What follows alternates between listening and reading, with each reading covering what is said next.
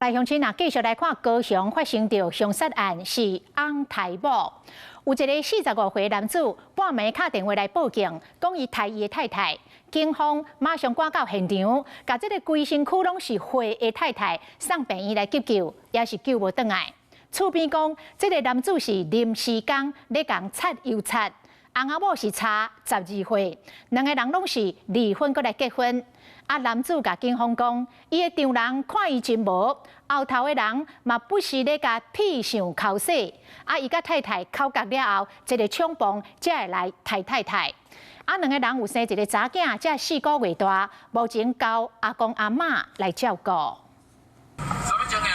警方到命案现场，将开门的查甫人抓起来，因为伊报案自首，讲伊杀死某，门口有真济灰。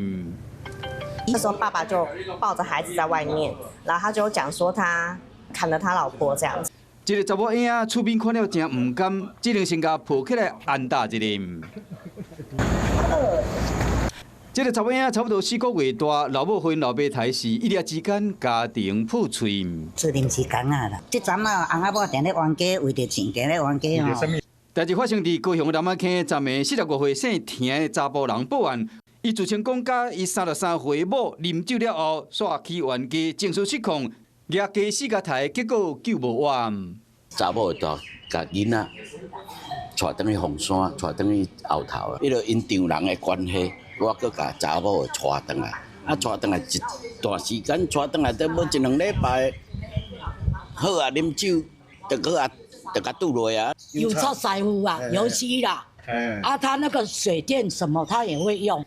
厝边听到不幸的消息，拢唔敢相信，这个姓田的查甫人其实有过一段婚姻，甲42岁现任的太太结婚后，两个有生一个囡仔，也未度尽。敢若是长期来和因某后头找人口洗，才会发生危险的代志。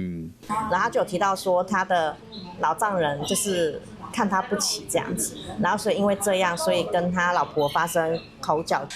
犯案了后，伊家己报案承认有犯行，被带回警察局的时，面对镜头情绪激动。跟家人嫌弃那个薪水太低了，我这怎么做都没用。全案依杀人罪嫌移送。阿某留来这个囡仔，目前由阿公阿嬷接回去照顾，发生人伦悲剧，上个无辜的都是囡仔。Hello， 大家好，我是林依文。想要抢先掌握最及时的新闻资讯吗？赶快订阅、按赞、开启小铃铛，锁定华视新闻的 YouTube 频道。